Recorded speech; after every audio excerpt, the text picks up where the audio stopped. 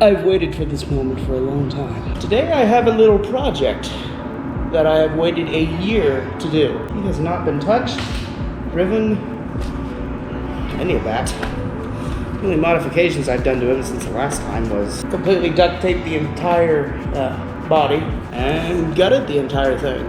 That's our project today. We are going to completely rebuild the transmission. I have the Integy alloy gearbox for the 16 scale Traxxas e-revo VXL or the /VXL. I also bought myself a center differential, at least hopefully what's left of it, to see if maybe that'll kind of help it not blow differentials out. I've never opened any of these parts, so I don't know. No, it's good. Apologize if I'm gonna be like, okay, this goes here, because that's what I'm gonna be doing. The original ones of these are plastic, so these are actually metal. So hopefully they'll hold up a lot better than the original ones.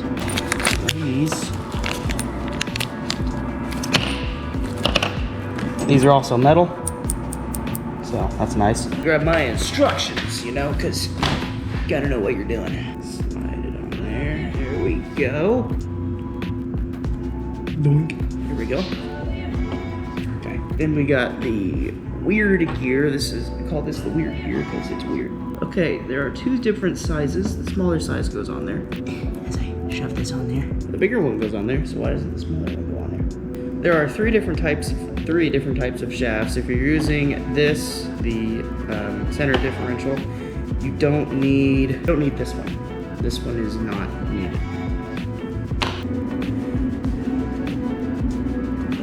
Here we go. Slowly but surely.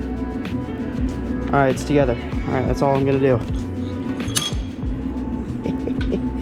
Look at that. It's all together. Assuming that I did it correctly. And then you gotta get it into that middle little hole, I guess. See this little bump right here? You see that? When you're using this plate with this little hook on it, you wanna make sure this bump is facing up. But now, we have to put together the rest of this thing. And I also was wondering, so there's a little spring that goes with it. I hope I have it. Little tiny spring. And you also need a little nut, I think is what you need to fit on this. So, okay, now the fun part. Making sure this pin actually, let's see here, you gotta do it just right. There we go. There's a little bit of slop, but that's okay. There's the slipper clutch assembly. A janky one, but I mean this gear also slides, so the last thing is just so here is the part that I have. Let's see, this differential, this gearing thing has always been a tough one to put back together. I just blew it apart. These guys, which have to go in there just right.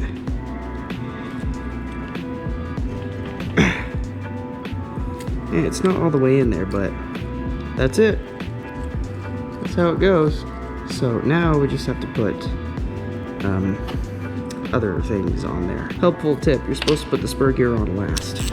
I didn't know that. So let's try that again. Put this in here, make sure you have it on there correctly. Then you just kind of make sure it goes on there by shoving it down there. Again, make sure that hump is facing the correct direction. Then what you gotta do is you have to put it together correctly. So let's put this bearing in there right. And there's that one, then we got this one. There we go. Okay, all the bearings are in there right. See, that's what happens, you put it on wrong, and then you're like, why isn't this working? It's because you put it on wrong. If you have a gap there, it's okay. That just means your bearings aren't in there all the way. When you tighten the screws down, and eventually once it runs a while, the bearings will kind of get themselves set. But that is the differential casing, but we're not done. We still have the spur gear to put on there. So let's do that. We're gonna get that tiny makeshift pin that I made. Set that down in there. Spring on there. Then we'll get this guy. Little nut. Don't ever throw these things away. Go actually need them later on, especially if you're doing spur gear stuff. Okay, so what you want to do for this, so you want to stick your small size in there, in that little hole there. There's a reason that hole is there. And what you want to do is you want to twist this all the way down till it almost stops. You don't want to go all the way. And then you want to do it a half turn. You want to back it out a half turn. So, right there, I'd say. And that's what you do. And there's your diff case. The Integy, I keep saying diff case, I mean transmission case. I'm not actually sure what the correct term is, but that's it. But now all we gotta do is stuff it into this old thing. So,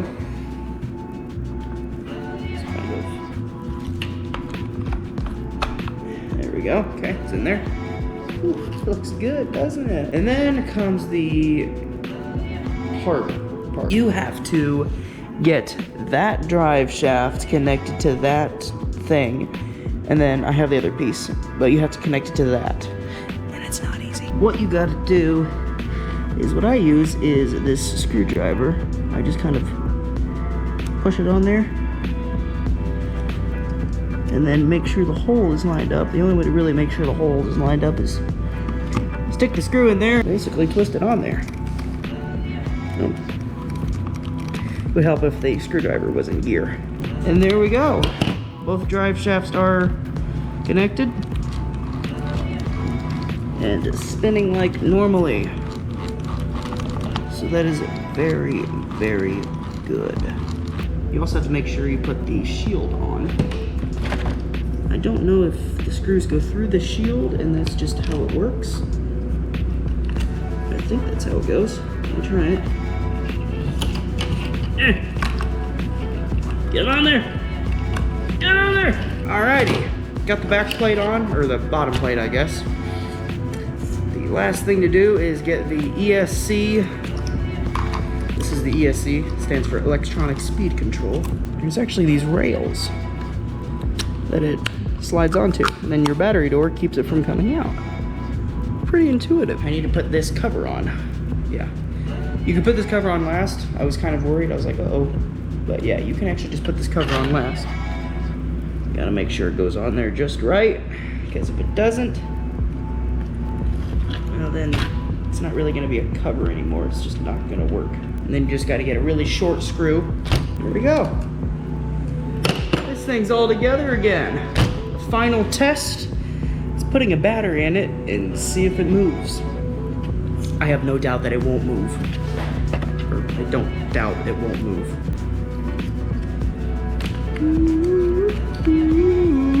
Oh, that's so cool. It's like packed up in like this cute little tape.